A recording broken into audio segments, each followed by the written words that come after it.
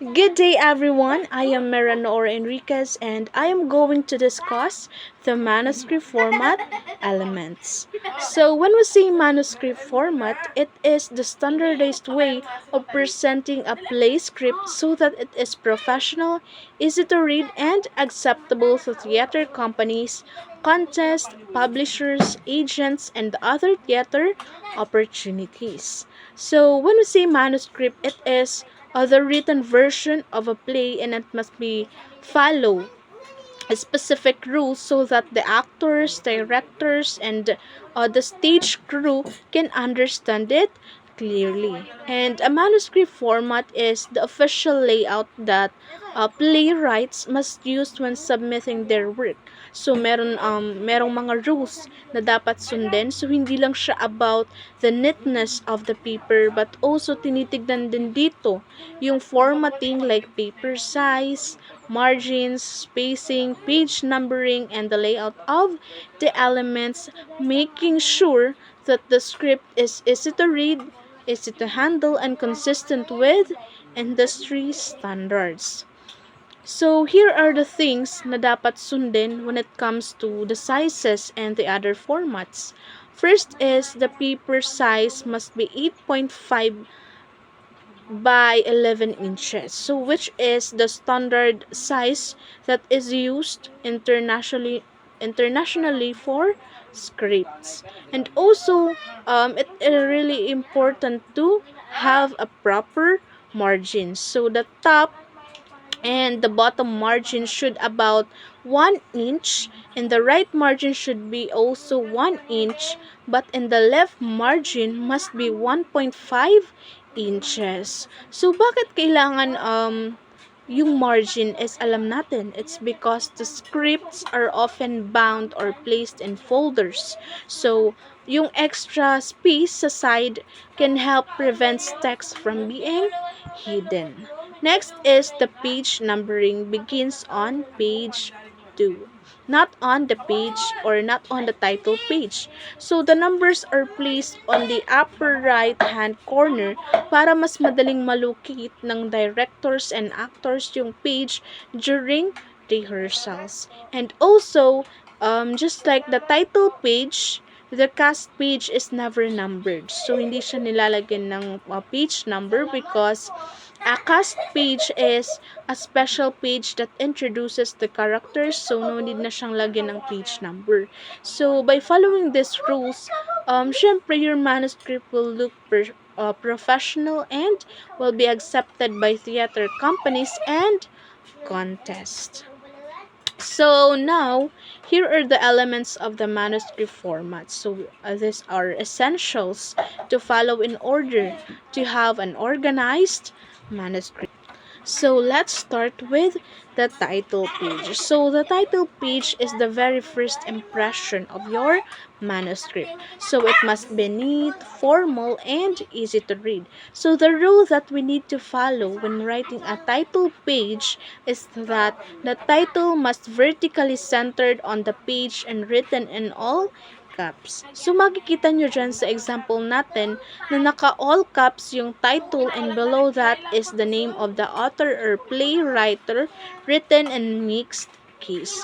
So, this page shows ownership and follow professional standards. Next is the cast page. So, this element introduces the characters. So, as you can see sa example natin, yung hidden na cast of characters is written in all caps and placed in the center. So, each character's name is also written in all caps followed by a short description in sentence. Okay, so the description should give personality or the role of the characters so that the readers understand who they are before mag-start yung play. The next element is the musical number page.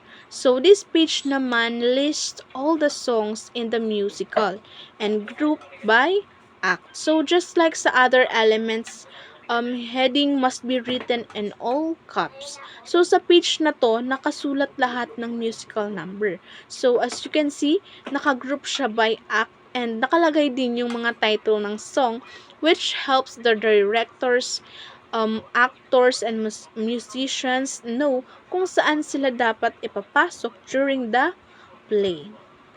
We also have the act scene hidden elements. So, kung mapapansin nyo sa example natin, act numbers is written in Roman numerals, which letter I stands for number 1, while scene numbers naman are written in Arabic numbers or yung usual number na ginagamit natin like 1, 2, 3, and so on. So, kapag musical is dapat maglagay ka ng musical sequence, like yung pasunod-sunod ng mga musical number para madaling makita ng musician kung alin yung pasunod-sunod ng song na ipiplay niya. Next is the setting and authorized description. So, this element tells the reader where and when the scene takes place. So, it was written in all, or it was written at the left side of the paper rather, and dapat naka-italics. So, pwede rin naman na naka-parentheses or naka-brackets, and it is commonly used, or it is commonly written in short, pero nai-imagine or may imagine mo kaagad kung anong klase yung setting ng play. We also have the character's name and the dialogue element.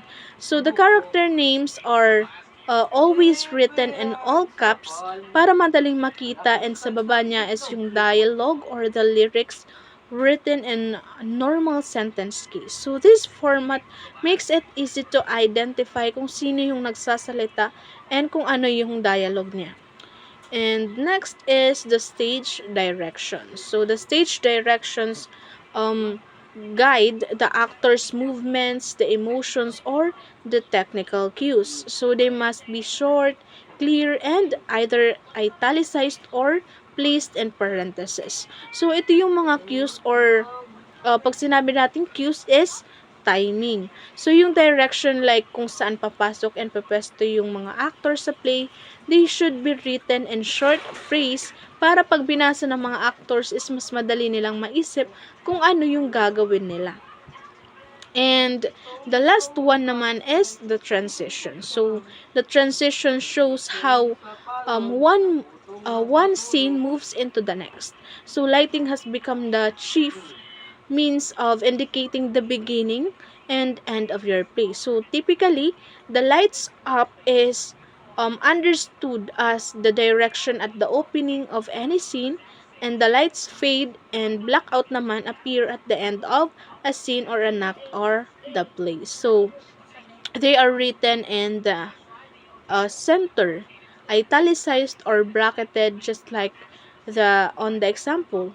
And this element helps the production team know how to shift smoothly between scenes, and alam nila kung paano yung transition na gagawin nila moving to the next scene. So, and that's how a manuscript followed formatting rules. From the title page element up to the transition element has its own rule to make the manuscript format professional, clear, and easy to follow, and during rehearsal and performances. And that's how a manuscript followed formatting rules. So, from the title page element up to the transition element, it has its own rule to make the manuscript professional, clear, and easy to follow during rehearsals and performances. And that's the end of my report. Thank you so much for listening, and I hope you learned something from me. Thank you.